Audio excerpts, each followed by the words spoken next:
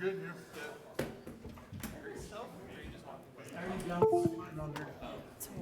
It's right there, that PowerPoint. Good evening, everyone. I'm going to go ahead and call tonight's meeting to order. Thank you to those attending in person and those staying engaged by watching our recording at a later date and time. The public is reminded that if they wish to speak during a community comment, they will need to fill out a speaker form located in the lobby on a table and turn it in to Board Secretary Kim Coven, seated at the end on my left. Comments will take place during the designated community comment portion of our agenda. Before we move into tonight's agenda, I want to take a moment and introduce those seated at the table with me.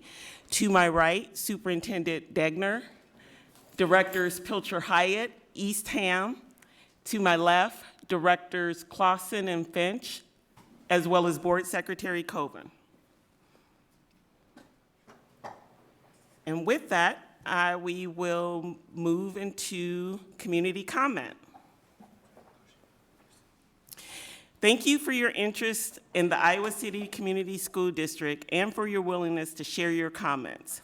You are reminded to give your name and address and topic on which you plan to speak. During community comment, persons may speak to the board about topics relevant to the district. Speakers who make comments are reminded that they are responsible for their own statements and may be subjected to legal action for those which are threatening, harassing, or defamatory in nature. It is expected that speakers will address the board and each other with civility and abide by the stated time limits. All community comment directed at non-agenda item and agenda items shall take place at the beginning of the meeting and shall be limited to 4 minutes per speaker. Speaker's time will be displayed on the screen aboard Board Secretary Kim Coven. The initial community comment period shall be limited to 1 hour. Remaining community comment, to the extent necessary, shall take place at the end of the meeting. The board will not engage in any discussion during public comment. The role of the board during this time is to listen. And with that, our one and only community commenter tonight is Paul Russler.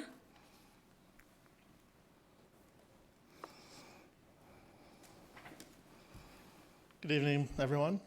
I just wanted to take a quick moment here to talk about cell phones. Last year, about this time, you guys were discussing a cell phone policy and kind of landed on let it be whatever the schools already have in place to deal with. And I'm not opposed to what our cell phone policy is. Personally, I work at Southeast, and I like our policy. I think it's a good policy. It's just a matter of us enforcing it the right way. What I'm here to ask is that Superintendent Degner and the board get behind that policy before school starts, and just kind of push out a message to parents of, hey, cell phones are an issue, and we just want to bring it to your attention that it's something that we are concerned about as well.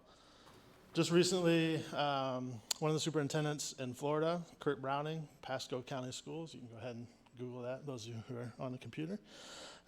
He did a good job of sending out a message that went out to all parents and staff and students, and it just explained the why they were, their school board actually adopted a policy that was a blanket policy across the district. And he explained the why for 3 reasons. And I think these 3 reasons apply to our district. In my role as an engagement intervention strategist, I'm usually the one that gets called to classrooms to deal with phone issues once it's gone above where the teachers can handle it. The 3 things that he said were, number 1, safety. And he addressed the fact that most people want their kids to have a cell phone just in case there's a safety issue. But also on the flip side, he also discussed that safety can go the other way too, is that students use cell phones for threats and bullying and harassment, which we also see at school. The vast majority of the physical altercations, I can tell you in our school, center around when you sit down and talk to the students, the first thing they usually say is, well, in the group chat, they said this. And then that's what happens. So these are chats that are happening during the day on the phones. The second thing he talked about was mental health and the adverse effect on students' mental health and cell phone addiction, which is a real thing. And the third thing that he mentioned was the loss of instructional time and engagement from students. And just as an example, one student I dealt with last year was, I'm fairly confident in my doctor way of saying they had a mental, they did have an addiction to their cell phone. When we tried to get them to leave their phone in our office or put it away in the bag, it just wouldn't happen. Instead, that student chose to elope from class. If I look back at the numbers, I looked today before I came. That student missed 517 class periods last year. That's 33%, almost 33% of the class periods in a year.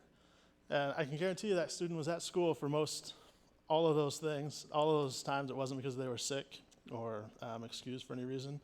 They were unexcused absences, and a lot of the times it was because they just simply didn't want to put their phone away. Even when you were talking to them, they were on their phone. Grade point for that student for the first try went from 3.13 to 2.14 to 0.71 as the year went on. You can just tell that they lost engagement throughout the school year, and a lot of that had to do with cell phones. Our policy at Southeast is as a first offense is a verbal warning. You put your phones are supposed to be put away during class time. The first offense is a verbal warning by the teacher. The second offense, the teacher keeps the phone until the end of the period. The third offense, the phone goes to the office for the day. And the fourth offense, the parent has to come get the phone. I'm totally okay with that policy. Like I said, I just would hope that our district would send out a message before school starts, just emphasizing the negative impact the cell phones are having on our students. And I do think, I'm not asking for you to take them away. I do think they have a place, and I think teachers can use them effectively in instructional time. Thank you.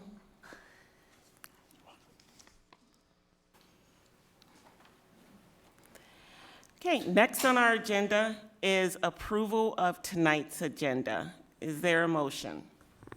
I move the agenda for tonight be approved. Second.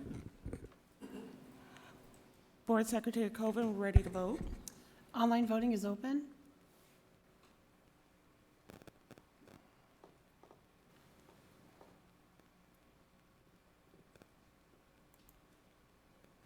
All votes have been cast and the motion carries with all directors voting in favor. Thank you. Before we go to approval of tonight's consent agenda, was there any questions from any directors who reviewed the bills this cycle? I didn't have any. Okay. Next up is approval of tonight's consent agenda. Are there any items directors would like to pull? I'd like to pull item 11.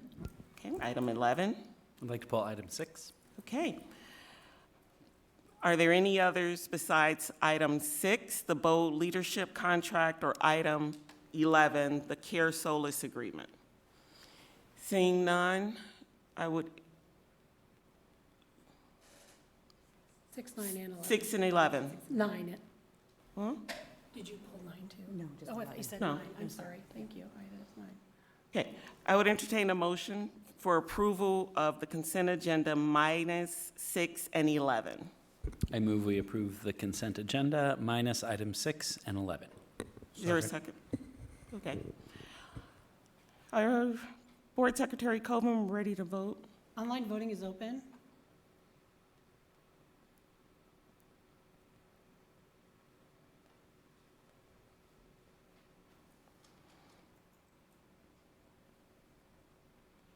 All votes have been cast and the motion carries with all directors voting in favor.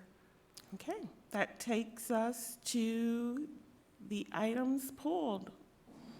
Item number 6, Bold Yeah. Contract. Just let the administration highlight some stuff about Bold. Yeah, thank you for pulling item 6 here, the Bold Leadership Contract. The Bold team has been to a meeting to speak with you all before about some of the work we did with them this past school year with 2 of our new principals, or new to position principals, with some individualized coaching and support.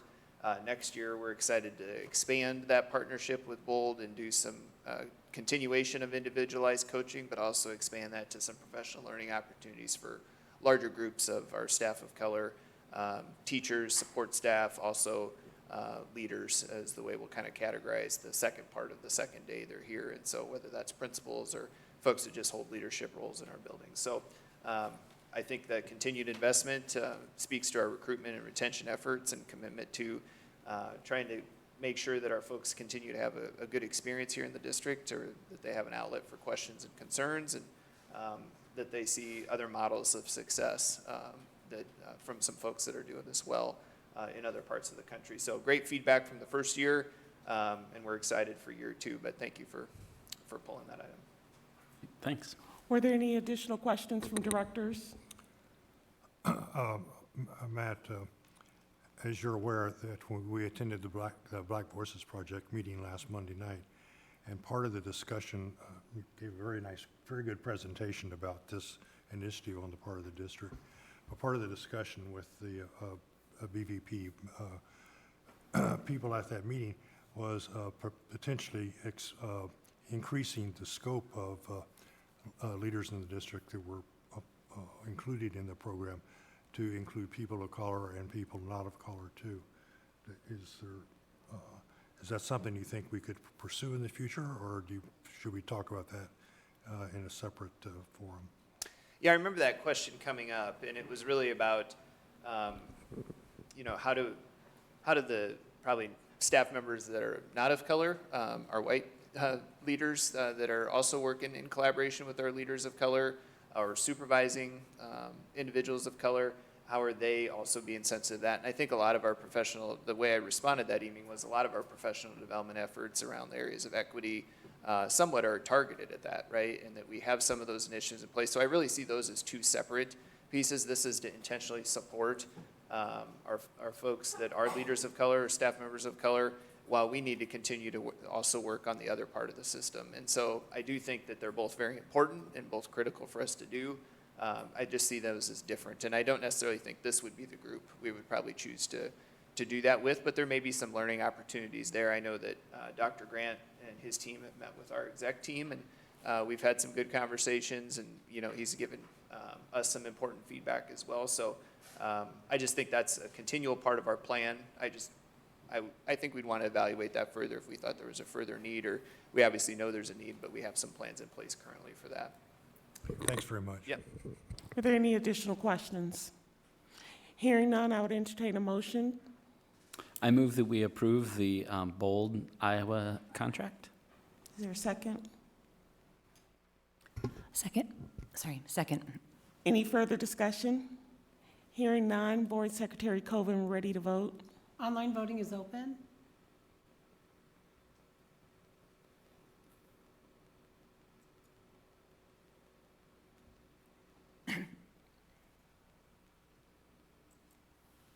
All votes have been cast and the motion carries with all directors voting in favor.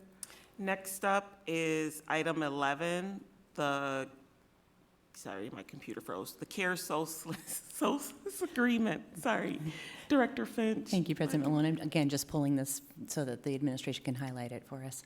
Yeah, thank you, Director Finch. I'm going to just say a little bit and then let Nick do some of the speaking to this item, but really we're excited about this one because it continues our continuum, I guess to kind of repeat a word, of support and services in the area of mental health and trying to connect families and staff quicker to mental health services and to actually be seen and to stick with it. So Nick, I'll kind of let you give a brief overview of CARE SOLAS. Yeah, I just want to expand on, a few months ago, we brought to you our employee assistance program using Covenant Work Solutions for our employees and their families, and this would just be an extension now for all of our students. Not necessarily, it's not the therapy itself, but it's making those connections and making sure that it happens faster.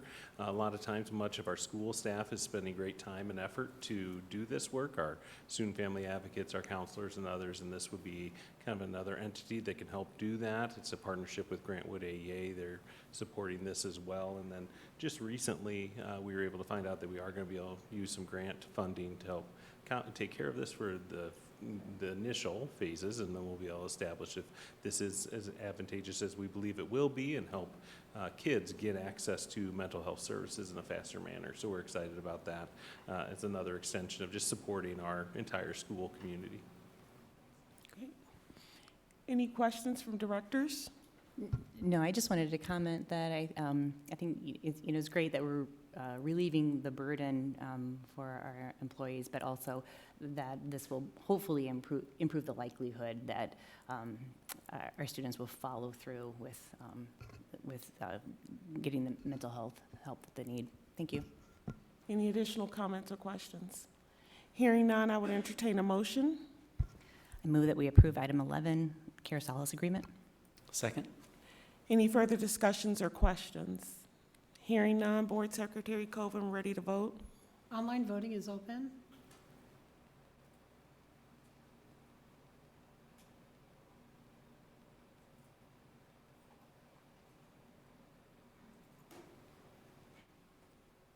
All votes have been cast and the motion carries with all directors voting in favor. Thank you. Next up is our one and only public hearing. And Director Finch, would you mind reading that for us? Sure. Now is the time and place for the public hearing on the district's proposed conveyance of a stormwater retention easement at Garner Elementary with legal descriptions provided in the attached documents. Notice of the public hearing was published in the Iowa City Press Citizen on July 3rd, 2023. Are there any questions from the board? Are there any questions from the public? And we will go ahead and close out that public hearing. Next up, we'll move to our presentations for tonight, and the first one is the annual operations report. Thanks, President Malone. Mr. Proud and Mr. Kurth are going to do most of the heavy lifting on this one, but I'll ask Deputy Superintendent Ramey if he has anything he'd want to provide from an overview as they get set up. Sure. Thanks, Superintendent Degner, and good evening. This is one of my favorite reports of the year, but I've obviously passed the baton given some of the changes that we've made recently. But as in the past, this is really just a chance for us to highlight some of the good work from our operations department. We always want to be timely and provide you information on the issues of the programs that we're working on throughout the year. So we really do see tonight as a celebration and just an opportunity for us to look back at the great work that's taken place, but also some of the things that our eye is on as we move forward to next year, and just again show appreciation for over 300 employees that work on our ops side of the house. And so with that, I'll turn it over to Adam and Nick. Yes, thank you. And we're just excited to be up here representing our colleagues as a part of the operations team. And we're just going to highlight a few things, look through our departments, share a few highlights from the report, and then speak a little bit about our summaries and goals going forward. And as you can see, we represent a wide variety. And some of these different categories actually fall within larger umbrellas, and that's why there's so many listed here. But as we go through the slides, we'll just highlight some specific things and just share some of those high points, the celebrations that have occurred. All right, I will go ahead and get started talking about budget and finance. And again, I'll remind you there's much more detailed information in the report that's in the board agenda. For budget and finance, we manage a certified budget of just under $280 million. Tremendous kudos goes to the staff within the business office who are handling that right now with a fiscal year transition and a brand new leader within the department. Always a challenge when you have a transition like that. And so managing those resources, making sure our reports are into the state, making sure that we're set up for the coming fiscal year or the current fiscal year has been a big lift, and they've really done a great job of doing that. And kind of indicating the great job that's been done within the department over the years. We've earned significance of recognition for our comprehensive annual financial reporting for 17 consecutive years. So we have audits coming up, we have reporting requirements throughout the year, looking forward to making that 18. And then as I mentioned, we are in the midst of a CFO and accounting leadership really transition. So we're really looking at that as an opportunity to, look at some of the things that we've been doing. Obviously, we've lost a lot of institutional knowledge and that sort of thing. But at the same time, maybe there's some opportunities for fresh starts and new efficiencies as it relates to the operation that we have in place. So really excited about the team that I have there to work with. And so far, doing a great job as we start off the new fiscal year. Facilities, maintenance, and grounds, kudos to Jeff Barnes putting together the report that's been shared with you. Handful of highlights. One, we are wrapping up our FMP 1.0 projects. Multi-purpose room addition at Shimmick, for example, and kitchen remodel at Southeast. Our FMP 2.0, as you know, is underway. I know we'll go into more detail about that later tonight. So I won't go into a whole lot other than we've started construction on the 3 middle school additions. Those are big projects. Also additions at Horn, Garner, Weber, and Coralville Central. So number of projects underway. And then one of those is the Tyler Building, which district purchased the Tyler Building, and we've begun limited renovations of the space, still working to vision what the whole space will be used for. But some of the work that's happening right now includes development of a conference center that will be really a great thing for professional learning within the district in particular. Kristen Peterson does a fantastic job in community relations. Just some of the highlights of her work and her team's work throughout the year. They've launched the Teacher to Family communication tool Talking Points, which is really particularly beneficial as it relates to communication between staff and non-English speaking families. So really, we've tried to break down some barriers there. We've created an enrollment and registration marketing campaign as we move into a phase where we need to market ourselves in a way more than we ever have with Iowa's school choice landscape. So that's something that we know that we're already working on. We're putting effort into that and making sure that people are aware that we are a tremendous place to be. We want to make sure that's communicated. And then, kind of along those lines, we've had a significant increase in our social media following and some percentages there. Also note that as of this morning, we're up to like 170 followers on Threads. So if you're not involved in Threads, you should join and follow us. But some great work going on there. Our safety and security work has been underway, obviously, for a long time, and we've had some really exciting developments over the past year. Kate Callahan has headed up these efforts and has done a fantastic job of looking kind of comprehensively at how we're addressing safety and security. So one of the things that we've done is to adopt the I Love You Guys Foundation's protocol for unification. That's really a research-based protocol that's driven by input from district administrators and input from counselors and from site safety experts and first responders, really trying to get a holistic view of exactly what protocols we need to have in place for reunification. An agreement's been reached. Work has begun to provide access for remote door lock and unlock capabilities. So that is, again, a really important tool in terms of making sure that first responders have access, that our team has the ability to make sure that we're on top of what our access looks like within the district. And then finally, we do have a state-awarded $50,000 grant per school once vulnerability assessments are conducted at each site. And then the last group that I will talk about is technology and innovation. So we've had a substantial focus on cybersecurity over the past year, and that's really a critical element in terms of both protecting our operations within the district and then also ensuring that we're protecting our staff, student, and families' data and their accounts as well.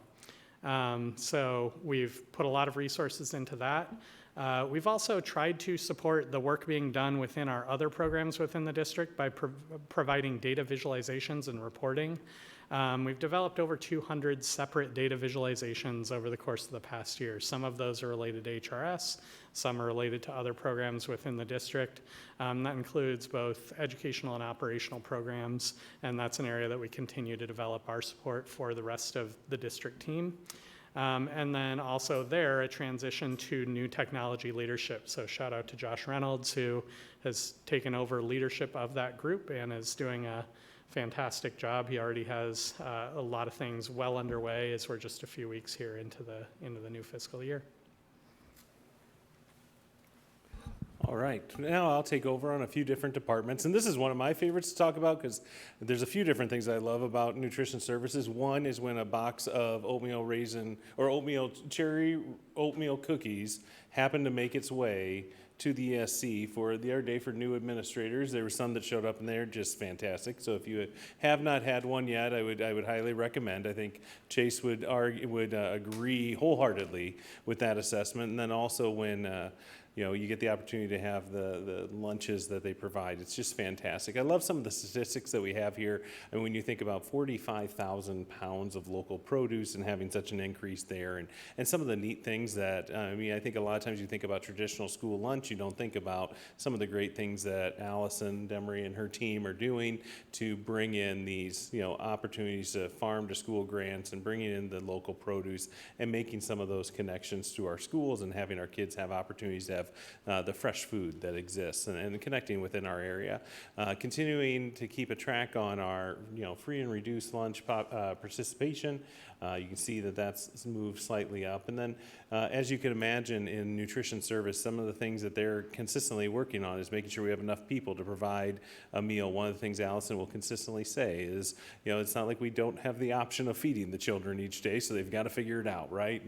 And they do a great job of stepping up and taking on additional tasks or hopping in there and serving food when needed. But that's just an ongoing cost. So it's continuing to look at ongoing challenge, how we can continue to look at the staffing or finding other efficiencies within our services, as you can see there. The next group is the one that I'm a part of, is human resources, and I'm really excited, as we were talking earlier about some of the things going on with bold leadership. We've continued to make great strides in hiring individuals of color within our system and adding those, and our teachers, 16% doesn't sound like a high number, but when you consider in this case it is our highest in the last 5 years, and that was at the start of the year where we weren't able to do the recruiting efforts we typically would because of some of the budget work we were doing. So I'm really optimistic that that's something that can continue to grow and enhance over time, and we're really encouraged. We have our first 2 grow our own teachers that will be in our system this year, which is great. A gentleman in our business department and also in our PE department, so we're excited about that. We have some new administrators, again, leaders of color within our system, and 2 of our leadership fellows also being a part of our junior high, so we're excited about including them. One thing, it doesn't seem like a big thing, but when you're distributing contracts to over 2,000 people, getting them done electronically is fantastic. No longer do we have pieces of paper coming in, so that was a big lift for our team, and we're a small but mighty team in getting that out. And then also, around the state, I listened to my colleagues talk about the challenges of substitute teachers. We were able to maintain nearly a 90% fill rate through the majority of the year. That's crazy when you think about the current climate and the shortage that exists and the work that we were able to do. So that's something we're really proud of. Equity and employee relations, there it's back. This is Eric Howard, and he works in conjunction with our HR team. We always joke, he's a part of 2 different teams because he's got equity and employee relations over in the HR, but we enjoy that. And he has such a challenging job to work through some of the different requests and accommodations that come through that work through his office, and he does a great job working through that, and you can see how some of those have went through. He does a lot of work with our Grow Our Own work, whether it be with the as we mentioned before, our Grow Our Own teachers or the leadership fellows, and then also the Educator Rising pipeline. And that first group is going through, and we're excited to see what we can do to continue to get them. I look forward to being up here at some point saying, hey, this is a former graduate of ours that is now going to be in one of our classrooms. And you got the opportunity to hear a few of them at an education committee meeting a while back, and seeing some of those students be up in our classrooms will be just exciting. And then he continues to want to work on just developing those training opportunities for with our administrators, working through challenges. I mean, there's things we have to work through when you have as many employees as we have, and mistakes happen. How do we work through those, and what can we do to continue to support them? And then also working through scenarios with kids. And then lastly, transportation, another one with fun statistics. I mean, when you start looking at we travel 915,000 route miles in an average school year, I mean, that's just, when you see those things, you just kind of shake your head. It's like, wow, that's just insane to think about all these yellow buses going all over our community and, getting kids to and from to make sure they're getting their educational experiences. We have a number of students that use our pay-to-ride programming. And I think one thing that's been a real exciting work, and Esme's done a great job along with her team of one to figure out, and then some of the other departments that we collaborate with to help work on our, the transportation for our students who are classified as homeless, to make sure that they're able to remain in their school of origin. That is just such important, so they don't have more disruptions. They're already going, when you're homeless, I mean, you're going through so many challenges at that time. To be able to keep that school consistent and making sure they have transportation to get there and not have that something to worry about is so important for our kids. So summary, I'll turn that back over to Adam. Yeah, so as we shared on, I think, a couple of different slides, we know that staffing is going to remain a challenge. So we need to continue to look for creative solutions, both in terms of recruiting and retention, also operational efficiency, ways that we can be more efficient with the people we have. What Nick mentioned about with lunch, for example, we have to serve lunch. So whether we have, 50% of the staff we feel that we need, we still need to figure out a way to make that work. So ultimately, there are multiple challenges there, and we need to continue to address those creatively as we move forward. And then ultimately, all of the operational metrics we shared are a credit to more than 330 operations employees we have in the district. I see firsthand the tremendous work and the thoughtfulness and dedication that goes into the work of our staff each day. And they really take pride in the contribution that they make to the experience of our students, the experience of our staff. It's great to see when our staff are so satisfied because they were able to help a teacher and that teacher was able to do something that's really cool. And so ultimately, they do tremendous work, and what we're able to do each year is just a credit to those staff members. Great. So we're happy to answer any questions. Directors, are there any questions or comments? I just had one comment, and correct me if I'm wrong, but in the back of my head, when I was on the equity committee, I believe our goal was 15% teachers of color. Am I correct? Is that's been our goal for years and years and years, was 15%? As an annual hiring goal, or as a total population? The total, yeah. Yeah, I don't know when I saw the 16%, I thought, yes, we made that goal, and we're plugging yeah, along. That's great, yeah. Yeah, thank you. Wonderful. Yeah, thanks, Jane, for pointing that out. As I read through this, and I actually did read it, gentlemen. Thanks. The thing that was striking me as I went through it was that there's a really encouraging results in this report in a number of areas, including the total teachers of color and other areas too, and a number of other things. There's quantitative data. So I'm wondering if we could assure ourselves that that data will get into our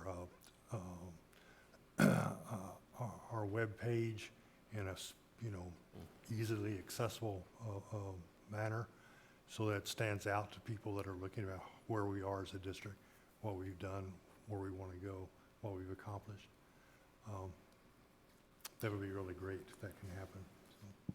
Maybe that could be another data visualization project, because I agree, there's a lot of really exciting stuff. And this, it is exciting to us. We sit here all the time, but I think the more we can help the public be aware that it's not just the teacher in the classroom, but all these folks support them, and that the fact that they're enthusiastic about it, that they feel mission-driven, for us to serve kids the way we do, it's really exciting. It's great to have good news, and it's great not to have, I guess what I like to say, it's great to have boring news in this field, that things are running along, they're humming smoothly, and yeah, it's just exciting. So thanks to everyone for all the work.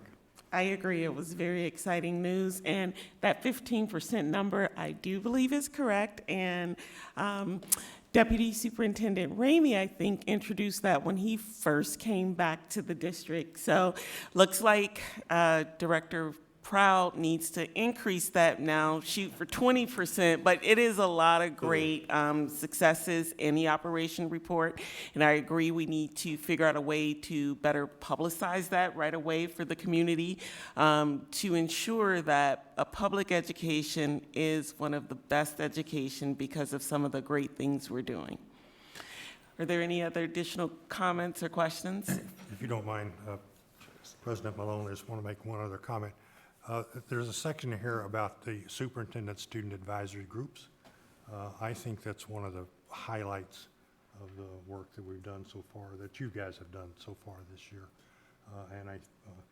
If that could be emphasized, that we're doing that the groups are functioning, they're bringing information to you, Matt, and we're incorporating that information into our educational programming.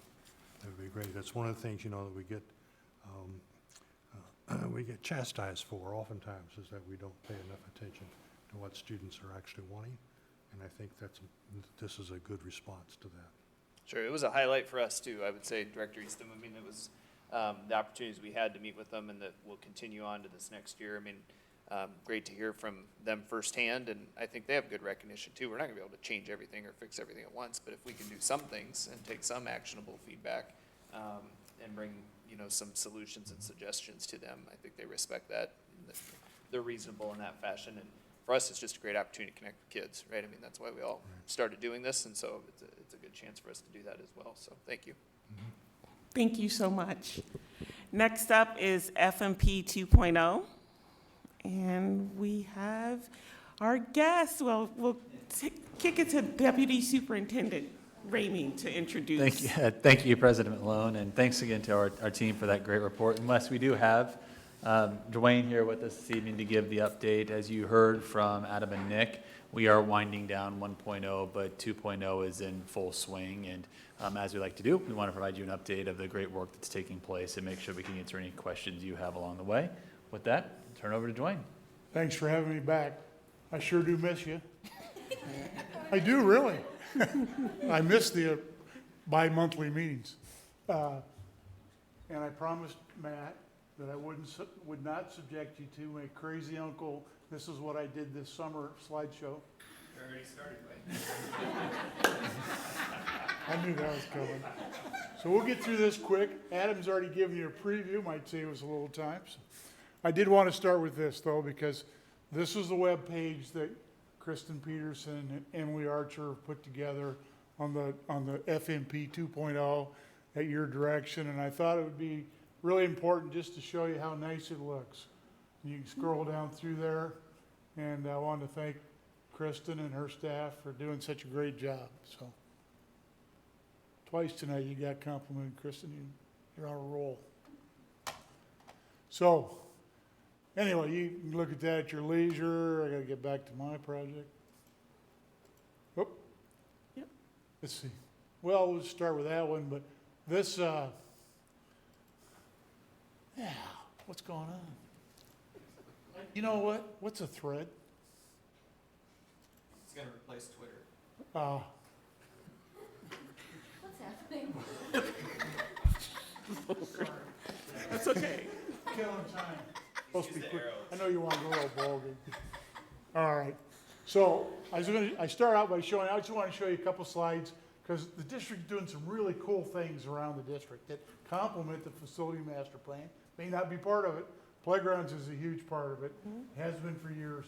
But this playground, for some reason, just kind of tickled my fancy. It's really cool. We haven't had too many yellow ones, I guess. Most of them are blue or green. This one's pretty cool, and it's at Lemmy. And Lemmy's a project we just finished, a nice big addition, and got the modelers out, and we're putting the playground back in. It's pretty cool. This is the floor at West High School.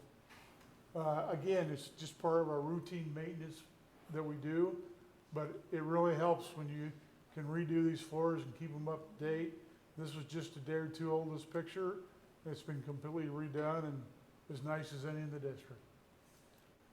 This is a floor in a classroom on the third floor at City High in an old building. And when the teachers come back this fall, I think they're going to be really happy with those rooms. They look really cool. Again, I just wanted to show it to you. Yeah. No, we like it. It's good. It's the original floor in City High School, on the third floor, and it's been refinished. They look really cool. I think it was worth your time to look at.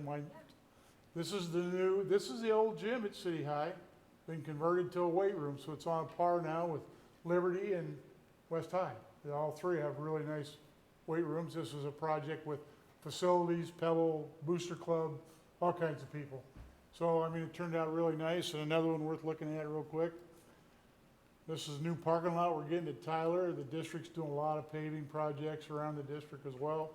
We're waiting on the contractor to show up. He's got his rock down, now we need a little concrete. And this one's for you, Micah. I know, guys, it's so great. They're getting used all the time by everybody, not just people that play tennis on tennis teams. Everybody's using these courts. Sorry. It's okay. This one's for So you. great. And this is not the finished picture, but it's one that was taken a while back, and it's done, They're done. and it looks good. So I think everybody at City High should be happy. We still have to do some sod and seed and things like that, but, okay, so I'm off subject. I gotta get back on track. I'm on the clock. So Coralville Central, we've all talked about, you know, it's got a new secured entrance and new office. This is the front entrance about a week or so ago. It's even better now, but it's been really cleaned up and it looks really sharp. Inside, when you come in, you'll go through this office before you exit into the school. It's just basically done. We'll sit back today with the air conditioner, but we'll get it going, so. Anyway, Garner Elementary looks really cool. Again, it's a new expanded office, admin area, improved security, improved cafeteria. There's a little work to do on the roof there, but it looks like Garner. I mean, if you didn't know, you'd say that was Garner, but this is the new addition that was put on the front. That's how well it matched. Inside the office area where you'll come through that door on the right, you'll come into the office, then to the left. Not a whole lot different than what was there before, but much improved. This is the biggest improvement at Garner, and Nick's shaking his head. We actually removed a corridor and opened up the cafeteria because it always felt so crowded in there. Maybe moving the sixth graders will help, but this is gonna make this school feel a little more spacious. Again, the work's this photo is probably 2 weeks old, so it's come a long way even from this one. The beams have been painted, things like that, you know. Weber Elementary, the front of the building doesn't look like it used to. It used to have that wire birdcage thing out front, you know, so that's gone. But it has a secured entrance, the new reception space, and a new canopy there in the front. Again, this picture is about a week old. Inside, that's a split picture. To the left is a new conference room. To the right is a new front office. They're ready to move into furniture's there, boxes are showing up. So Garner, Coralville Central, Weber, all look great. They're all going to be usable here in the next couple of weeks. Shimmick Elementary's coming along. They kind of sat on it over the winter, but there's the new addition. And their siding is probably will go on before the end of the week or next week. And they were doing concrete work this week out front, in front of the addition and also in the parking lot. That's going on. That's the inside of the addition. So to the left is the old gym, the concrete walls that you would see when you pulled up to Shimmick. So this is kind of a lean-to structure that we put on the front.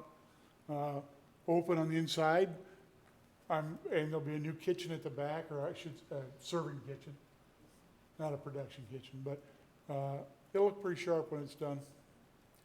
And if you have questions, ask while we're going. I can always slow down. No? Center for Innovation is the Tyler building. That's what we've kind of the label we've put on it. New secured staff entrance. Of course, we're getting spaces ready for Ashley and special ed and the online school and Laura and Ben in the teacher learning areas. I don't have pictures to show you. It's just kind of the layout. But what I do have is a picture of what the new conference center might look like. And you'll seat from 250 to 500 people, depending on the arrangement. And there's what it looks like. It's pretty much gutted. We anticipate it to be ready to be used by October. Dwayne, And I will interject here. Okay. Maka, those might be Director Pitchell-Herrick, those might be your tennis courts, but this is one of the spaces I'm most excited about that we're putting on. We think it's going to be really a game changer for us in providing professional development and having a space that our teachers and our staff can go to, and even the community, do some community ed programming in the evening. You come in and you feel like it's a center. It doesn't become a multi-purpose room that we're using for different places. We're able to get large groups of staff together that we've had to use auditoriums at our high schools to do, but we're able to have collaborative spaces that's multifunctional, and it's going to look like a PD center when you walk into it. So I'm very excited. They've delivered on this, and so we can't wait for this to open up and to start utilizing it. Yeah, I walked through it today. This picture is a week old, and it's come a long way since then. I walked through with the architect and Jeff Barnes today, and what surprised me was how high the ceilings are in that space. It's about 2 feet higher than I envisioned before, because the drop ceilings were low enough. But there's 12 foot, that's 12 foot from the floor to the ceiling, so there's a lot of space in there. And it's gonna look good. Horn Elementary is underway. It's gonna have 4 kindergarten rooms. It's gonna have 2 preschool rooms. It's gonna have, we're gonna repurpose the old multi-purpose room into the media center. We're repurposing the media center into new special ed rooms. So there's a lot going on here, and we're gonna do some work in the music area as well. I threw the floor plan in.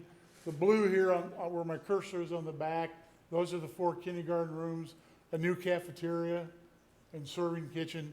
Up here in the upper part is the 2 preschool rooms. Then the bright green in the middle is the old multi-purpose room that'll become the media center. This is the old media center that will now be special ed. There's a very valuable drawing in this area that's in the process of being removed, or I shouldn't say drawing, it's a mural. And Jeff Barnes can tell you more about that tonight. Kenny's been through that. And then down here in the music area, there's some renovations going there. So it's a pretty good project. Goal is to have it done for the fall of '24, and there'll be a couple modulars moved up there from Hills to accommodate moving some kids around inside if we need to. This is what it looks like on the preschool wing, which is if you come up to the front of Horn through, University Park there, and to the left of the building is where this is. There was like an old gazebo or a tree out there. That's where these rooms are. Now, if you look at this is from the playground looking down. So this area right here is where, right there will be the cafeteria, and the classrooms will be right here. And there's a lot of activity out there right now. If you see that rig right there, they're out there drilling wells to get down into the aquifer for the geothermal. Some success, some not. So we're still trying to get that to work out. The middle schools, big projects. Southeast, again, that's a rendering of the new classrooms. That's only part of it. If you look down here in the lower left where my cursor is, there's also an addition for special ed.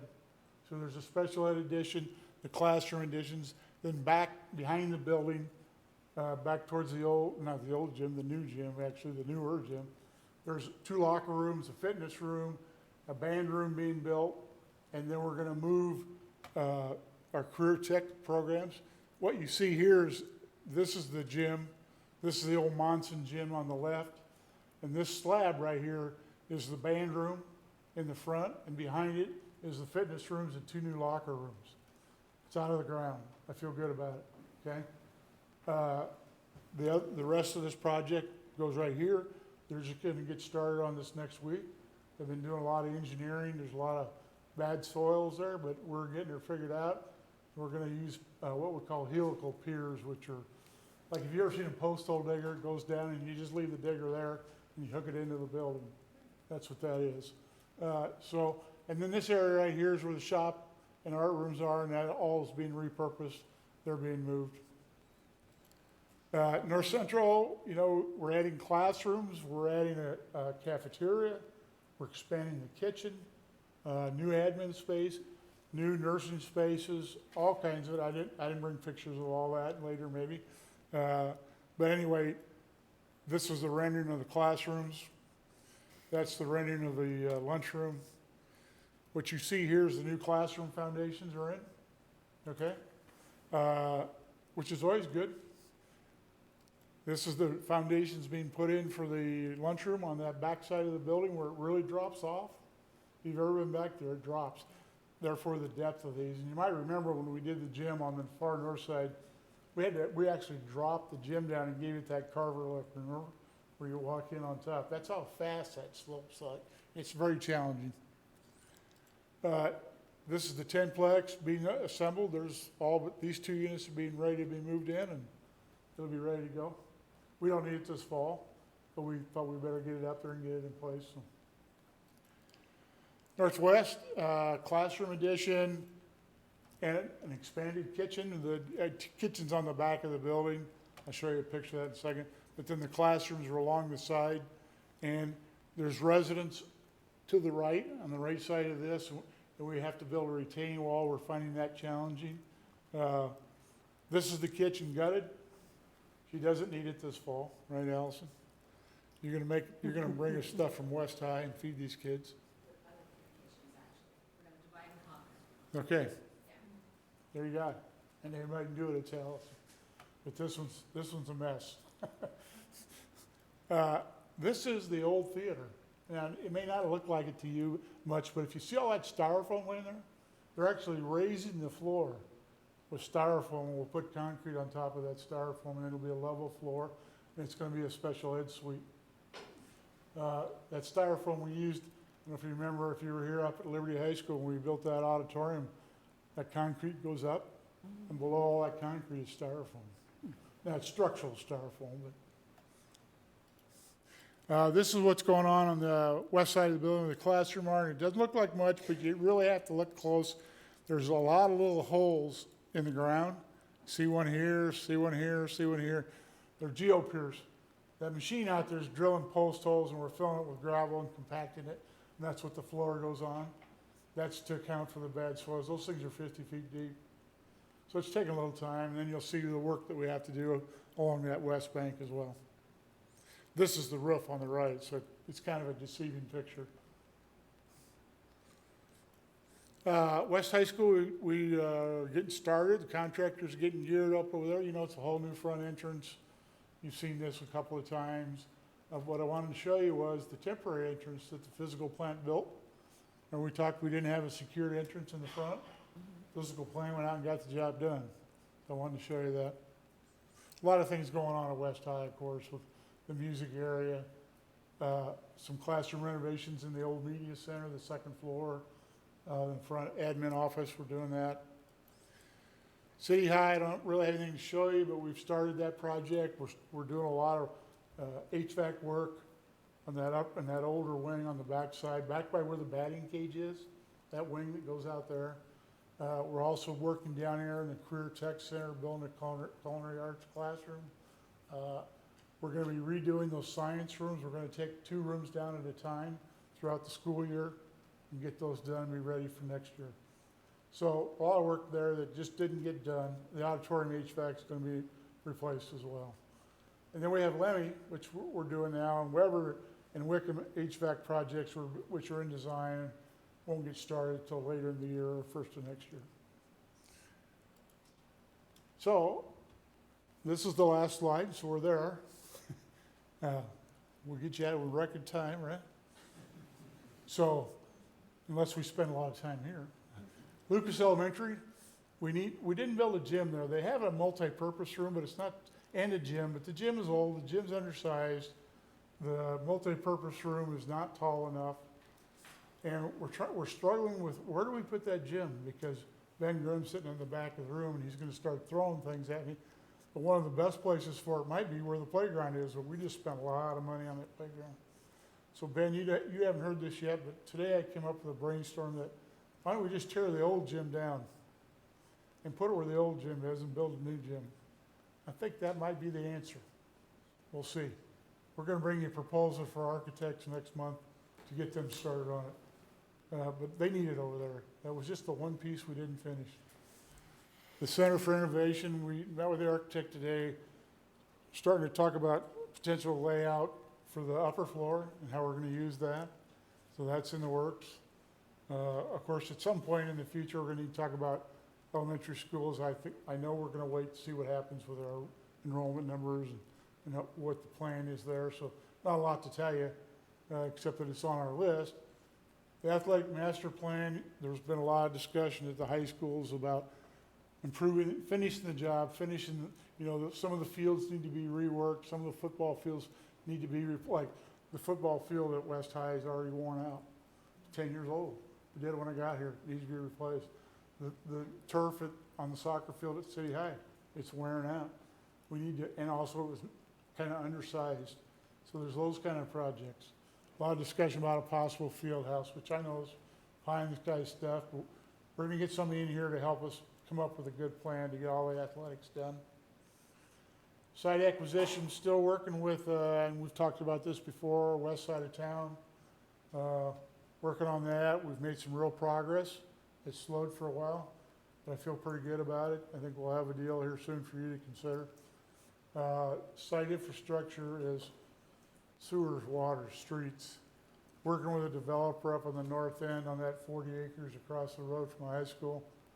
We've had very active discussions here recently, so I think we'll be bringing something there to you soon. Municipalities, part of the team's been working with the city on Mercer Park and baseball and softball improvements over there. So that's been in the works for a long time, but I think we're finally getting somewhere, okay? And the last one I put on there is district infrastructure. And by that I mean the physical plant. You know, it really hasn't seen a whole lot of improvement other than offices. We've made improvements with food service, but food service needs better warehouse space. They need some improvements as well. I got a laundry list here not too long ago from Allison, so I'm still studying, trying to figure out how we're gonna make it all work. But they need to be addressed too as part, and they're part of that facility master plan. So with that, any questions you might have? Directors, are there any questions? I would just say that being from Cedar Rapids and knowing what they're going through, it's just such an easy comparison for me to make, and I cannot believe how lucky we are. And how, you know, with the voucher situation, how competitive we're going to need to be. And our facilities are the first thing everyone sees and the first thing they experience when we give tours, and I've personally given those tours. And I just am so grateful for the work that's getting done. It's just an enormous amount of work, and I'm glad you have that all in your brain and that your team's doing such a good job on it. It makes a huge difference for the district. Well, I appreciate that, and you've heard me say it before, but it's a huge team. Yeah. There are a lot of people down there at the physical plant to make this work. I just get to be the conductor of the orchestra, you know, so it's fun. And I think we've done a lot of good things, and we'll keep doing them. Agreed. I just want to echo what Maka just said. I've taken international visitors on tours of our schools, and they are just wowed at what we have in place for our public education here. So just thank you to everyone. It's an enormous amount of work to keep track of. I don't know how you did it, and I'm especially pleased to see that we are going to have a secure entrance at West High School now. Thank you. Yeah, I know, it's what we do. Thanks. Yeah, I want to second what Maka and Jane have said, that this is we have a wonderful physical plant here that's a huge boon to the educational program we offer for students. Maybe I missed this in your presentation, but can you say anything about our planning for redoing the elementary school at Hills, or is that in the? Well, frankly, I think we've kind of just put it on hold for a while. Okay. Well, I don't think anybody said don't do it or do it. It's just kind of stagnant at the moment, but I think we need to figure out what our enrollments are going to be, and the superintendent can address this and where we're at here in the future, but it's just on hold. Yeah, we've kind of hit a standstill a little bit with the person we were approaching about the land potential for some purchase of land to do that. And so actually talked to Mayor Kemp last evening at Joint Entities a little bit and shared the same sentiment that, you know, it's still on our radar, but we've hit a little bit of a standstill with the location and site and lack of engagement probably from the property owner we were hoping to get. So I think more to come on that one in the future. Okay, thank you. Any other? Great job. Yeah, it's just exciting to see. I like Director Pilcher-Hayek's comparison to Cedar Rapids, you know, teaching up there in an old building that really needs renovation. It makes a difference. It really does.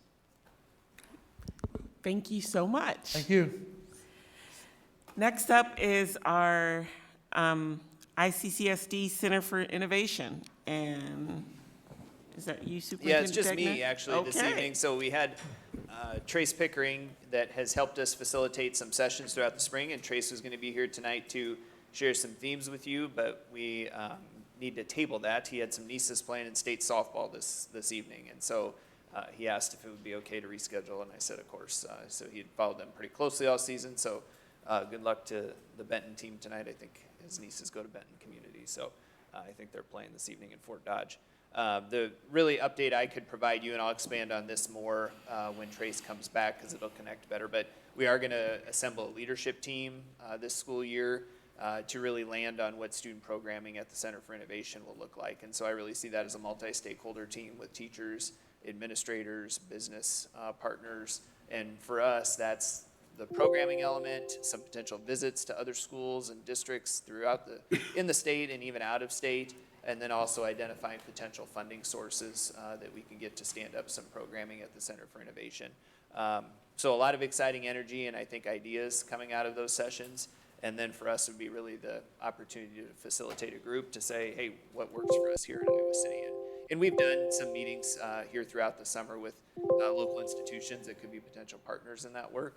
So when we have something substantive to bring you, we'll definitely do that from the leadership group or do some kind of a cadence on a report out with that. But that's really our work plan moving forward this year. And then, like I said, when we get Trace back here in August, you can see some of the themes we're working from to start that. Okay, Happy great. to answer any questions too you might have. Sounds good. It doesn't look like there's any questions or comments, so we'll dive right into our first discussion item, which is the legislative priorities that we have to identify and submit by August 11th. Directors will probably remember we did this exercise last year. I believe we selected a number of them, and then we did a poll vote. And at that following, like the first meeting in August, we share out which four ended up being the most successful ones. So I would open it up for discussions from other directors on some of the priorities or resolutions that they would like to see us consider. You know, it's such a different landscape. This is kind of, normally this is sort of an easy task. We've got some pretty basic asks. You know, we as a district have often, you know, interjected our own different stuff in there. You know, one thing that I'm, you know, and I'm really struggling with not being real pessimistic about the legislature this session. However, you know, I wonder if other folks are talking about this, but I think that there might be some traction with the new school choice plan to have some accountability for private schools and to create, you know, to have the legislature institute some sort of mechanism to have them report this the same way we have to. So if they, you know, because certainly I heard a number of times this legislative session, well, competition is good for us. You know, this is going to force public schools to get better. And if we want to take that rhetoric and meet it where it's at, then I think, okay, then let's compare apples to apples. You know, if we're truly competing with private schools, then we have to be competing on the same playing field. And maybe there are legislators who will hear that. You know, I would imagine that any parent sending their child to a private school, now I don't know right now who those folks are. I think they're largely folks already sending their kids to private school, but if I had a choice to make and I wanted to compare, how do I do that?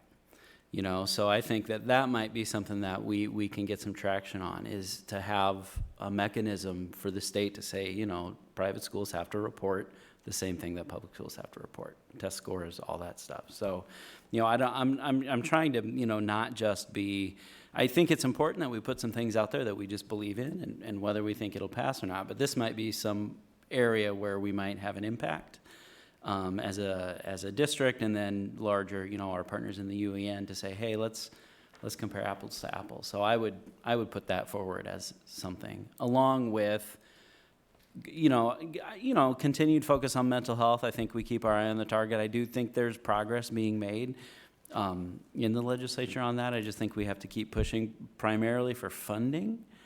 And then I know Director Williams isn't here, but certainly brings up all the time a focus on pre-K. I just think that that's critical. So I'll just put those three out there. So to recap, number 2 for preschool, number 7 for mental health, And the private school one, I'm not sure if it's I think it'll the fall number under 21? 21. Yep. Okay. All right, thank you, Director Clausen. Anyone else?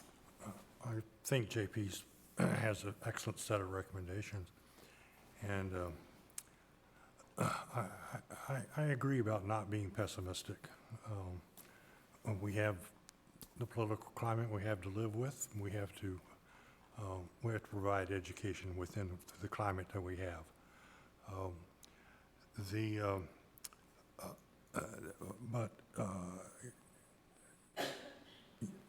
Working to get private schools using the same kind of reporting set of requirements, that public schools have been using for a long time, and will actually help education for all students. So I would definitely support that, including that as one of our priorities. Preschool, clearly. So thanks, JP. Great. I'm on board with that accountability piece. I think it's not only important for the parents of these students, but it's important for every taxpayer in this state to know that their dollars are being spent on quality education for the students of this state. I also agree with the emphasis on mental health, and I'll kind of take a tangent is on, I'm not sure what number it is. It was under educator quality. So just making sure that we're keeping quality instruction in our classroom. I think maybe the teacher, the PD piece and retention. Great, thank you.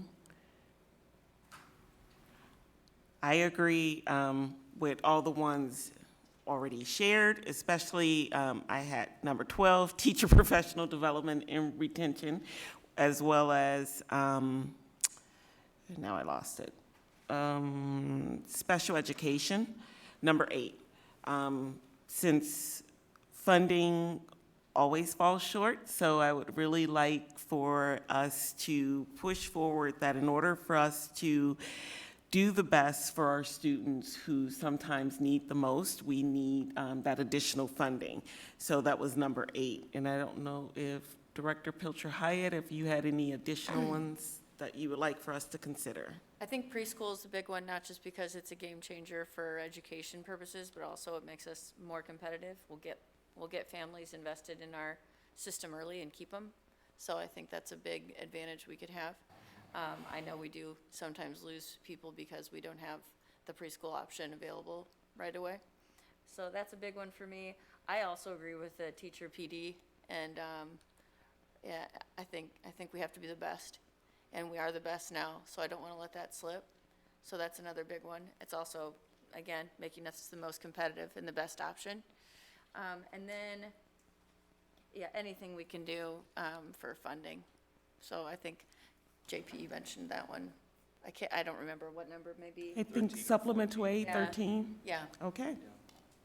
Great, so we have identified number 2, number 7, 8, 12, 13, and 21. We will get that out with Board Secretary Coven, a poll, so you can rank those. Remember, we have to select the top 4, and that will be reported out at the next board meeting. And I think the next board meeting falls after the date we have to submit it.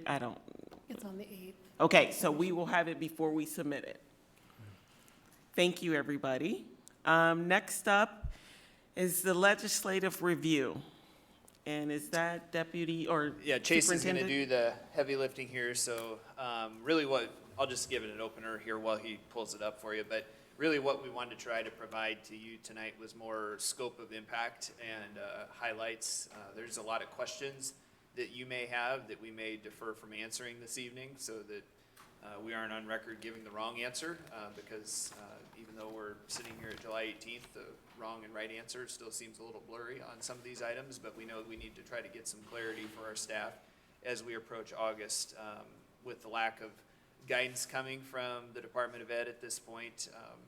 We're relying on legal counsel and some of our networks of administrators and support to try to provide that guidance to us. So We're going to give you, like I said, the high levels, the points of impact on the legislative changes, and I think we've talked about a lot of these in isolation or did a lot of that through those legislative updates in the spring, but to see it all laid out, there is a lot, and there's a lot of impactful actions that have been taken that we'll need to be prepared to talk about in August to the best of our ability. And some of that work has started this summer, but as I stated, there's some things that are unclear. So if we can't answer your questions tonight, I think this is one we'll obviously come back to the 2 meetings in August, as well as we continue to work on it and learn more. So with that, I'll let Chase take it away.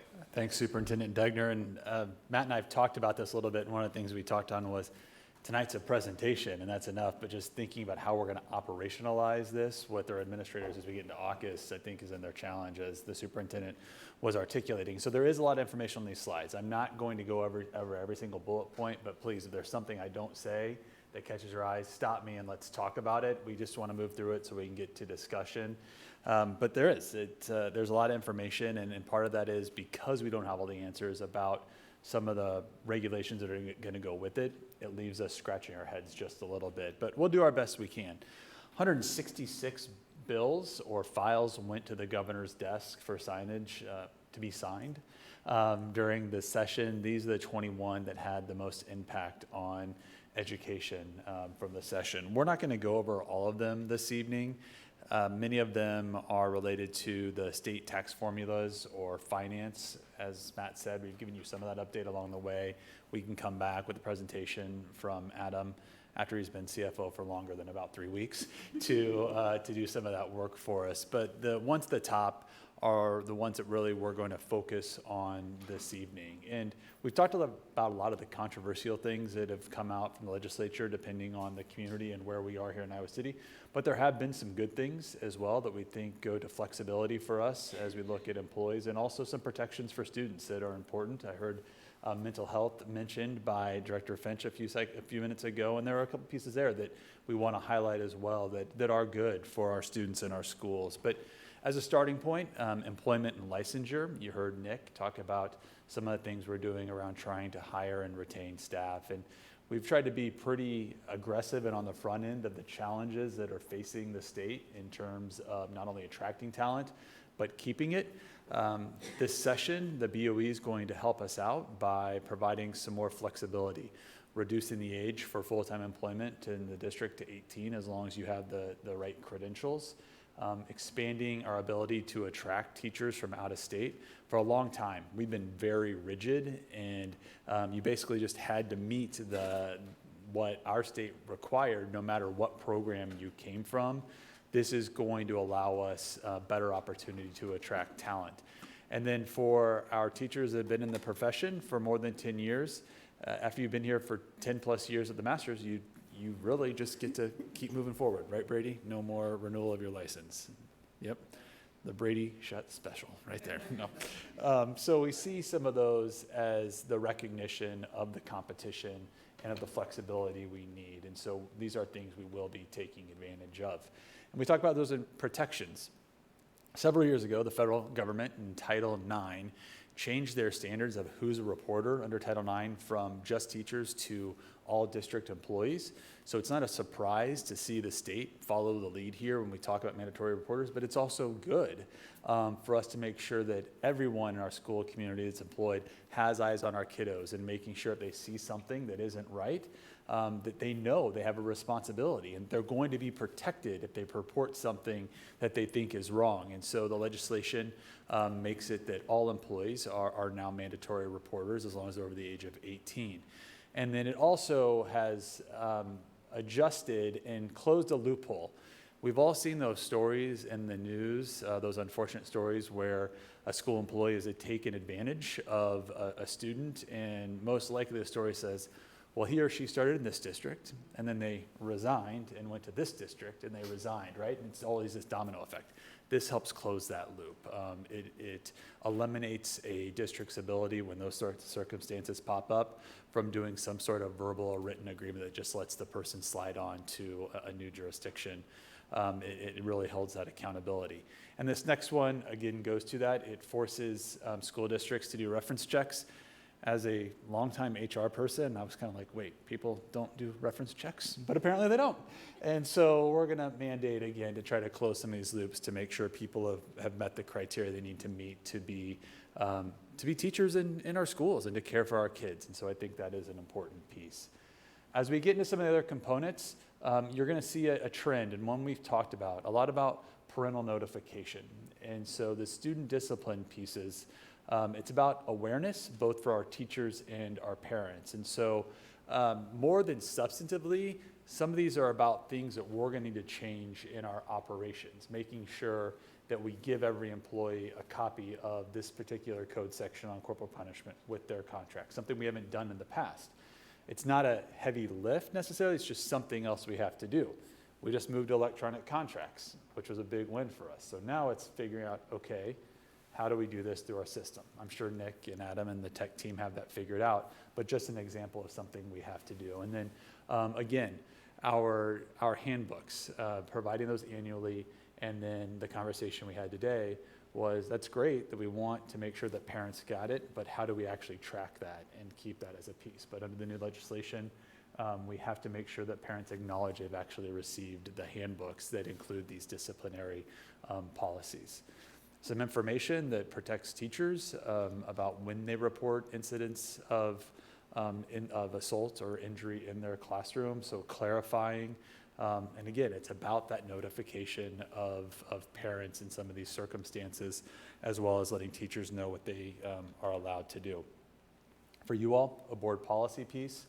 I didn't check with Kim on where the ISBA is on the model policy, but my assumption is they will be sending us one or an update to our policy. A lot, as Matt said, we've been collaborating with our partners at the state level.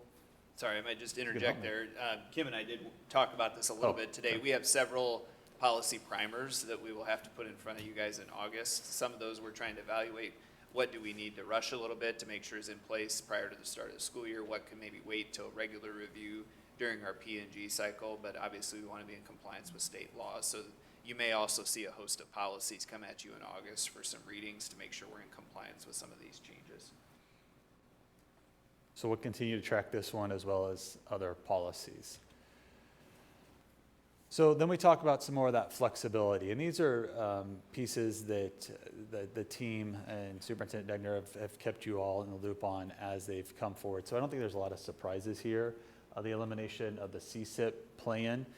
We're deep into HRS, so we have our own plan for how we're going to provide that. Some flexibility around teacher librarian positions, a look at how you use your virtual learning days, the PE waiver, which we've talked about, but along with that, making sure that we keep that CPR requirement for graduating students. Again, I'm going kind of fast, but these are things that, given the breadth and scope of the legislation, are not as heavy as some of the other pieces.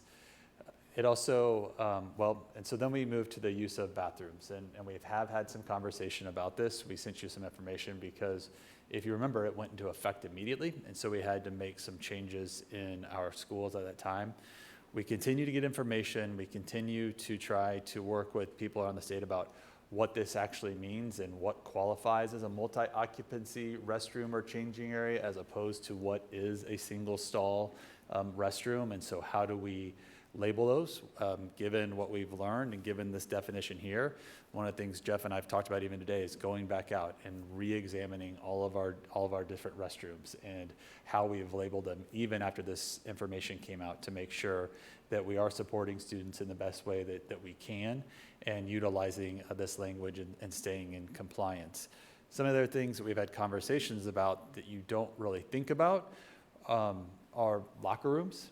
If a woman is the assistant coach on the boys basketball team and the team room is inside the locker room, how does she go in for a team meeting at halftime or before a game? Or what if at one of our buildings where we only have 2 locker rooms, but there's a girls' game? We have to do something to convert the other locker room. And we've gotten some of the guidance that conversion piece is okay as long as it's set up as only a single sex. If it's a girls' locker room during the day, it could be a boys' locker room for a sporting event in the evening and vice versa. And so we're trying to learn what some of those flexibility pieces are, but every time we have a conversation, I think is something new, and someone's like, well, what about the kids in the school musical?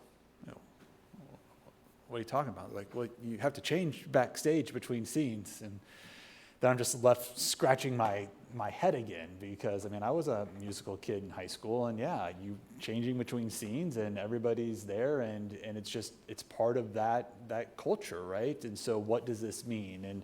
And so just trying to work through all these different challenges, and mainly trying to remember how we're going to protect our students that could be impacted this, and how do we keep them at the front of this, and also how do we keep our staff safe that are working for those students as we work through some of these pieces. There are exceptions, and we've talked about these in the past as well. As we look at school bathrooms, they have them listed there.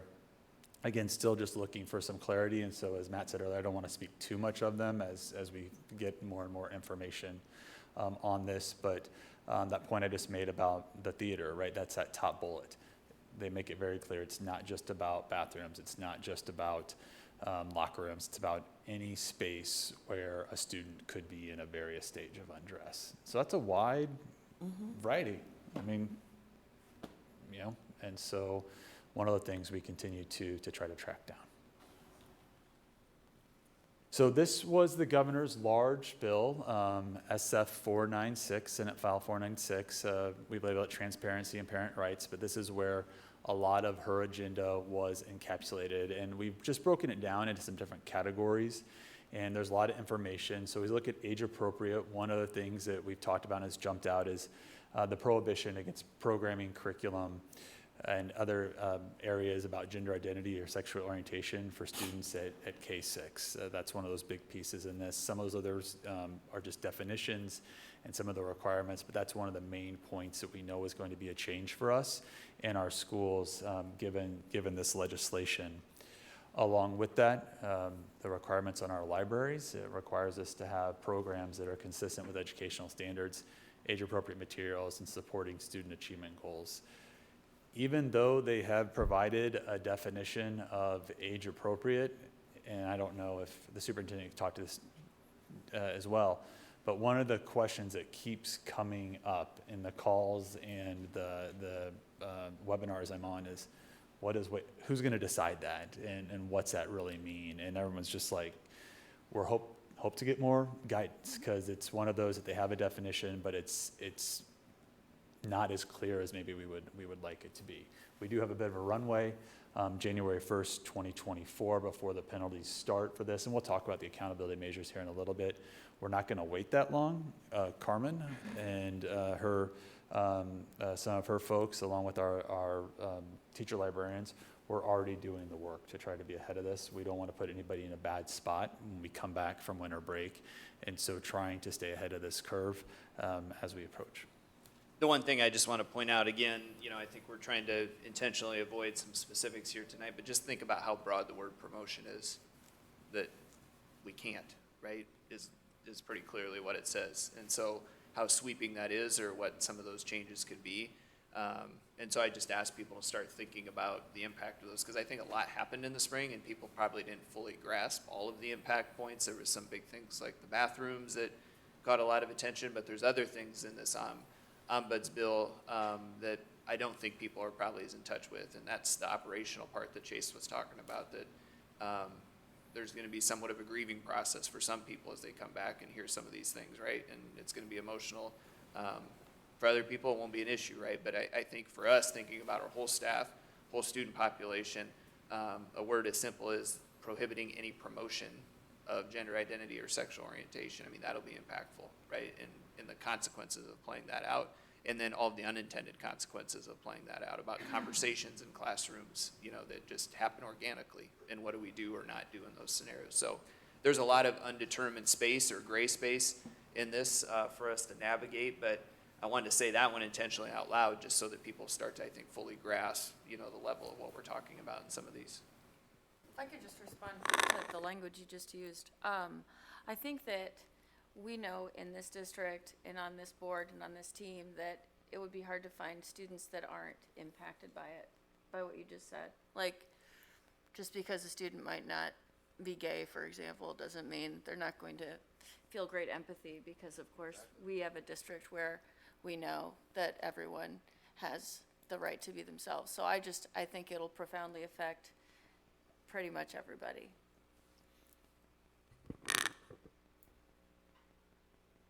And, oh, go ahead, JP. I mean, No, please. no, I mean, just, here's an example. So you can't promote any sexual orientation, so you can't talk about heterosexual couples either. I mean, it doesn't identify which, it's like just you can't promote, all right, and so, yeah, this is, I mean, the unintended consequences of this are gonna be, I mean, I think they're gonna be, we'll see if people bring it up, but if they're gonna take a hard line on this, it's gonna just eliminate many conversations about, I mean, you think about how often anything involving any kind of sexual orientation just exists in curriculum or in life. Humans? For humans? For humans. Oh. It's, which it's silly on its face, and we've known that. And this is what happens when you are a district or a person who focuses on marginalized populations. What you find is what you do to help the marginalized populations ends up helping everyone.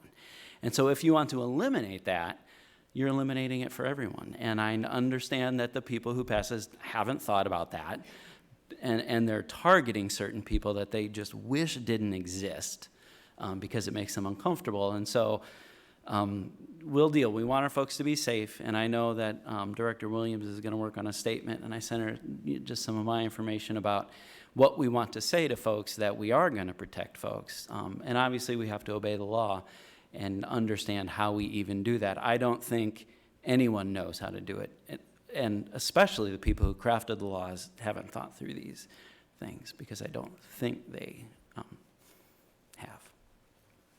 Yeah, I'm so glad you brought that up, because I'm not intentionally trying to be obtuse here, but not just heterosexual, but just cisgendered. I mean, so we can't use she, he pronoun. I mean, everybody's going to be a they. I mean, I just don't understand. Someone needs to explain this to me like I'm a kindergartner, because I don't understand how this is going to work. I think we all need a little bit of that, Director Finch. Yeah. And I think we all understand, kind of building on what Director Clausen said about what their intent, the legislature intent was behind it, and maybe not all of the unintended consequences. And so we're moving forward most likely through the lens of what their intent was, because we believe that will keep us safest in terms of our people, not our students necessarily, but our teachers and our adults in the building, and not running afoul of the law.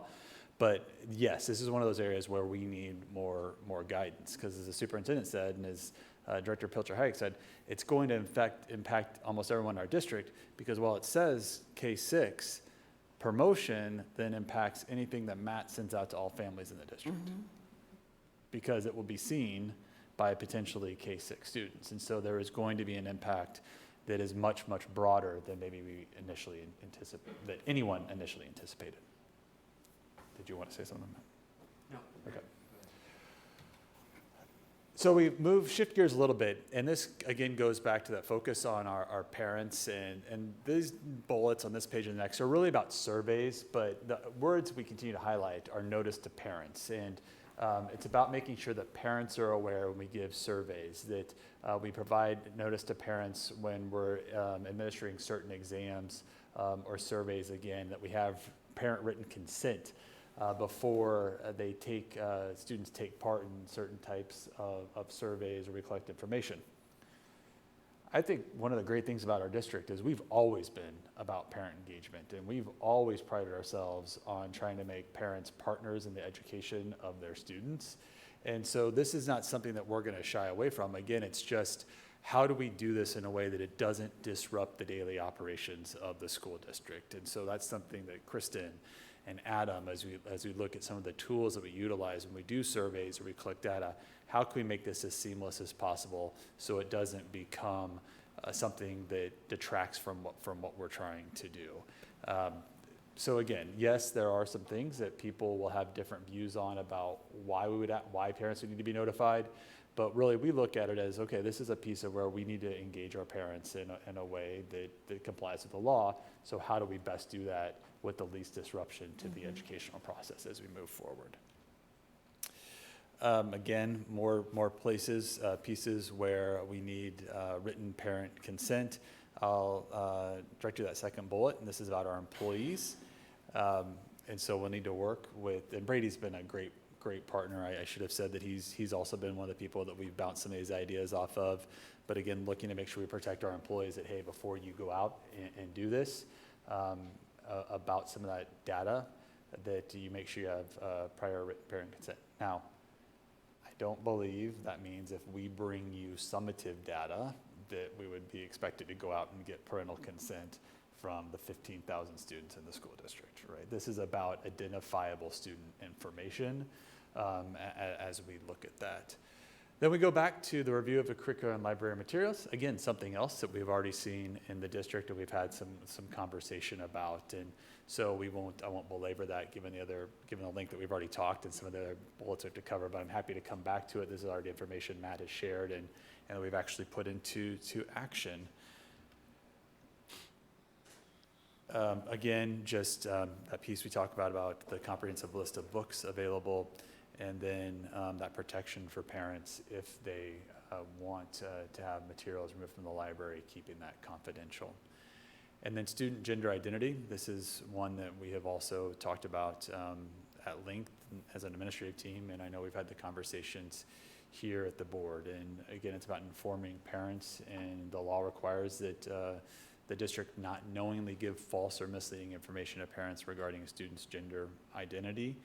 And then also that if a student requests accommodations in this regard, that the teacher basically must inform the administrator, and then the administrator must inform the parents.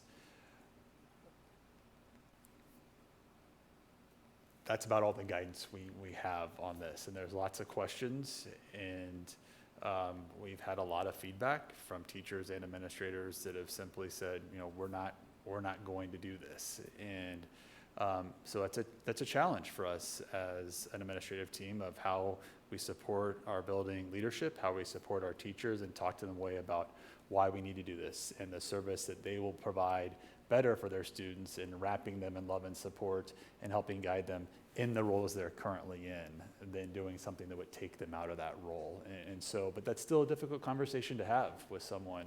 But that's how we're really trying to look at that, is how can we continue to be of service to our kiddos that are most impacted, and all of our students, and still comply with what we need to in the law. I think you worded that really well, and I think, I hope you have that written down, how you just said that, that despite of our requiring, or we are required to comply with these new laws, thank goodness public schools exist where you can come here and when you walk in the door that that's not our belief. Like, thank goodness our existence is based on welcoming everyone, because that's not the case for any other educational institution. So at least we are still that place, right? When you walk in the door, you belong. You're not going to have that information. You're not going to see a billboard that signals to you that you're not welcome. It's the opposite. So as much as this stinks and as much as it's hateful, I do think as board members and as a team, I like the language you used. We're still going to, I don't know, you said surround them with love. Yeah. I mean, that is what we're still doing. So yes, it makes me mad, but thank goodness we exist, right? Thanks, Mary Kate. And then this is the stick. Really, this is what they're swinging at us from a leadership perspective, and what are the ramifications if we say, no, we're not going to do this? And we've seen this coming. We've talked about this for the last couple of years of how the state has gone from sanctions on a district-wide basis to really looking more at practitioners and leadership. And now it's finally been put into the Senate file. And so you see those consequences, and first violation is a written warning to the school board or to the employee. But after that, it puts a superintendent's license on the line, others of ours here at central office, the building leadership, and ultimately the employee at the building level as well. And so it's to that conversation we just had is, look, we might not agree with this, but we need to help you make sure that you continue to help students. And the way you do that is to stay in that position that you're in and continue to do that. And this is really why we don't have a choice. And that's a hard answer to give people, and that's an answer they don't like. And so we try to do that in a way that really wraps our personal whys, our district why inside of that as we have that conversation. And again, it's not just for that piece we just talked about for gender identity. It also applies to the library, the age-appropriate materials. And so it's pretty sweeping in terms of what could be considered consequences for those violations. So Chase, so who's going to do the investigation to establish and claim that there was a violation? Is the district, are we responsible as the district for doing that against our own employees, or is the state going to do that? Or do we know? We don't fully know. My understanding is that there's more guidance, and they say that there could be investigations from the DE or from the BOEE. The tricky part, Charlie, because of how they've worded this and how they've layered this, is it puts district administration in a really, really difficult spot, because if we see these happening and we don't investigate them, then it becomes our own professional licenses on the line. And so we would have obligations to either investigate it through our channels, through Eric's office in employee relations, or the reporting mechanisms to the BOEE to report that we believe a violation occurred if they want to do the violation from the state level, or it just kind of layers itself on top of each other, because then it becomes an investigation of me or of Matt for not doing an investigation or not reporting the misstep by the employee. But at the end of the day, I think they're still working out what that exact framework looks like. But it makes it pretty clear that as district leadership, we are going to have an obligation to either investigate or to report to the BOEE if people aren't following the law, which is our duty right now. We do that under the current law. We do that in many Yes. instances, in many areas. Sorry. Yep. I think the catch is now we'll be expected to investigate and follow through on things that we would not have chosen to probably follow up on, like the outing of a student, for example, right? So if that's not handled as prescribed by this new law, then that would be a violation, right? And so you may have staff members uncomfortable with making that phone call home and saying they're not going to do that. Well, if they refuse to do that and we're aware of that, that's a violation. And if we choose not to deal with that staff member, now we've also become part of the violation. And so that's going to be the difficult spot we're in, is I think we don't have a problem with doing investigations and following through and making the reports. I think the new kind of moral imperative issue around this is it's stepping into an area that we may not have seen. Iowa City Community School District probably would not have seen it as a violation on its own, right? Now state law tells us this is a new violation and we need to follow through on that. So it's going to be easier for us away from the situation objectively, still not great, but for those folks that are there every day with the kids having to deal with these situations, it's putting them in a really uncomfortable spot. And so that's what we're saying when we get back to that bigger point we made initially about the operationalize this and how to talk to staff members about how to handle this. There's an education component for them. I also think there's an education component for the students about knowing what the adults around them are being expected to do. And if you don't want those things to happen, they need to know in that way to be able to, I guess, defend themselves a little bit, right, from what some of those reactions to their actions might be. So that's where it gets tricky, if that helps clear it up or make some more sense. Well, I see a lot of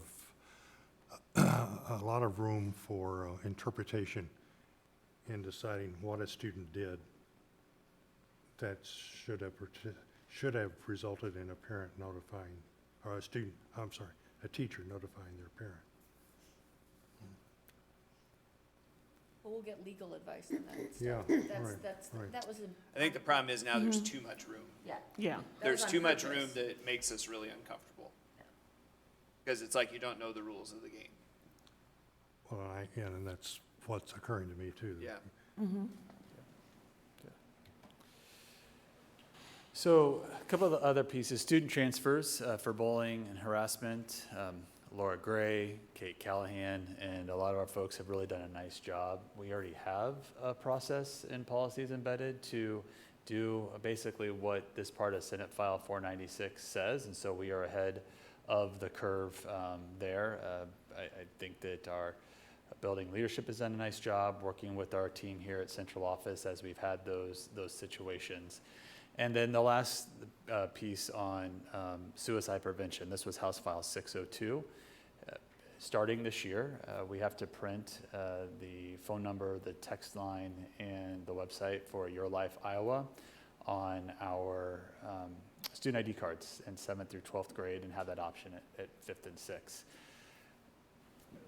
We know as a community, as a school district, that we've had too much of this, and we had it just last week in our community at Regina. And so I think this is a good thing. The more we can talk about mental health and make sure that our students have access to resources, the better. And so, again, something we have to operationalize and have to reprint student ID cards, but well worth it if it can help us prevent another suicide of a student here in the community. Ed savings account, the superintendent and our former CFO have talked to you all at length about some of these. Again, we're starting the first year. The deadline for first year application was June 30th. We're not going to have data back on that, Adam, until, do you know when, Adam?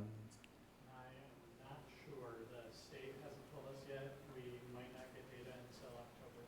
So it's going to be a while until we understand those numbers. Just some quick points about what all is embedded. Remember that we are provided $1,200 for every child that would go from our district to another district, but there could be a significant financial hit to the district should that happen. And we have more information. There were just some other things we really wanted to focus on this evening that we can get around that. The data has been provided to us from the state. There is one piece of flexibility in here that allows our teacher leadership compensation grant and our talented and gifted funds to be utilized in a less restrictive fashion than they have been in the past. Of course, have lots of conversations with Brady and the teachers about what that means and what we do as we move forward there.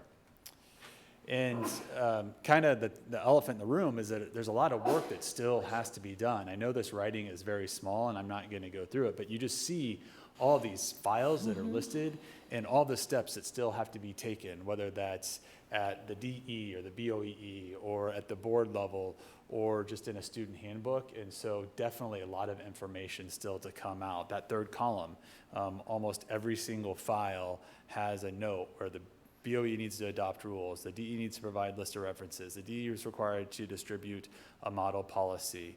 We're waiting on guidance from the DE. So there's still a lot of information coming that, if nothing else, will just help us provide clarity. To Charlie's point, the more clarity we have, the easier it is for us to navigate even the most challenging of these situations.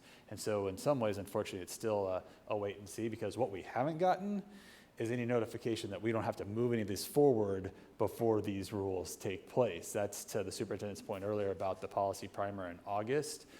The expectation is that we continue to implement this with maybe not even some of this guidance finalized. So we're going to do our best, continue to talk to you about these things and provide you the information we have and provide it to our administrators and our teachers and our students to put them in the best position for success as we move forward as well. With that, discussions and questions. Directors, were there any questions or additional comments? Yeah, I have a comment. So I've said before that diversity drives innovation, but I think adversity is going to drive innovation for us. I think that all of these deliberately ignorant laws that are being passed are just going to require a district like ours to use all of our skills and our gifts to make sure that we're still providing the best education and the safest place for our students. So as I walk out of here, you know, part of me could be really down in the dumps about it, but I'm not, because this is the best district, and I just know the team, and I know the board, and I just know everybody's thinking to themselves, how are we gonna make sure that we overcome it, right? I mean, yeah, there's intentional, like I said, intentional ignorance being used against us, but we'll find out ways. We'll be innovative, and we'll make the kids feel safe, and we're gonna give them the best education in the state. Thank God for our relationship with the teachers, right? And for our team of administrators, they're all heart and they're all brain. So what more can you ask for when you're faced with this kind of adversity? It's a good statement. Agreed. Okay. On that note, I think that was a great way to end. So thank you, Deputy Superintendent Dr. Ramey and Director Pilcher Hyatt. Next up on our agenda was the board resolution, and I believe I heard Director Clausen say, now Director Williams is right now? Well, at the board table, she said she would. I thought you said it. Well, I did earlier, but then at the board table, she said, oh, I'll do that. Okay. And then I reached out to her, and she would like input from folks before she put something together. And just because I'm leaving town on vacation, I got that to her, my input. Sounds good. yeah. So send input for that to her, so hopefully we can have that on the next agenda. I'm not saying that because she's not here. No, it's fine. Okay. With that, that takes us to our only action item for tonight, is the stormwater retention easement at Horn Elementary. I would entertain a motion. It's going to be pretty controversial. Second. That's the stormwater retention easement at Horn Elementary. Second. Is there any discussion on this controversial issue? Hearing none, Board Secretary Coven, ready to vote. Online voting is open. Uh-oh. I'm sorry. Oh, yeah, it worked. All votes have been cast, and the motion carries with all directors voting in favor. Next up is our director liaison reports. I don't know if any directors would like to highlight any of their activities over the last month. I didn't have a director liaison report, but I just wanted to highlight the joint entities meeting that we had last night. Johnson County Supervisors hosted us at the historic Poor Farm, and I wanted to bring this up at agenda setting. Maybe I need to wait until then about possibly discussing more of this in the future. But it was a wonderful evening, and was incredibly impressed at what they've done out there. And follow up on that, Director Finch. Yeah, it's, I think from an educational standpoint, just the history surrounding that. Certainly I know walking into that asylum was, it just takes you back to how folks with differences were treated in the past, and it's not pleasant, although the alternative was even less pleasant. So just, whatever opportunities we have for education there. But then I also wanted to point out, I really appreciate the local food. And I can't remember the number they quoted, I think 60,000 pounds. And we're, that's not coming to us, right? So we go out and get 45,000 pounds of local food through our district. So just the work that we're doing here in the school district, I think sometimes we might lose sight of the scope of it, that it is one of the, if not the largest governmental entity in the area, larger than any city, any municipality, and really right there with the county. So the work that we're doing, it's impressive. And that food piece, that local food piece was key. And so just to see tonight, I thought it was 30,000, and so the update was 45,000 pounds of local food going into, so that's fresh produce getting to our kids, and to think that we're not even delivering lunches in the prime harvest time. We're doing this later, so we're missing out on some key moments in the summer to get that food to folks. So it's just exciting to see. Thank you. And I thought another thing we heard at the joint entities meeting was a report from Supervisor V. Fixmer-Horace about the work that she and other people are continuing to do with manufactured housing parks in the county and various municipalities. and the difficulty people are having in those parks because they're being bought out by hedge funds, and then fees and rents are being raised. That is something I think I'm particularly interested in. I think Molly brought this up too, interested in continuing to try to work on, especially in as much as there are a number of students in the district that are at home in those areas too. Great, thank you. Next up is our agenda setting. Looking at what we have, we go back to having our ICEA update, as well as, looks like our quarterly financial report will take place. And not sure if next meeting we would be able to get Poor Farm presentation on there, but I can talk with Superintendent Degner to see. But we also have the parking lot item for math, green ribbon school presentation, and legal guidance on legislation and the board resolution. Checking to see if there's anything else folks would like to potentially have us consider, or anything else for parking lot items.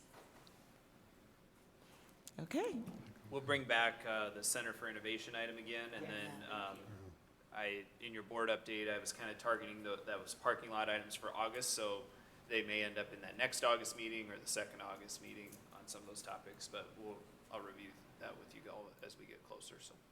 Sounds great. With that, I would entertain a motion to adjourn. Go Little Hawks, and I move. Is there a second?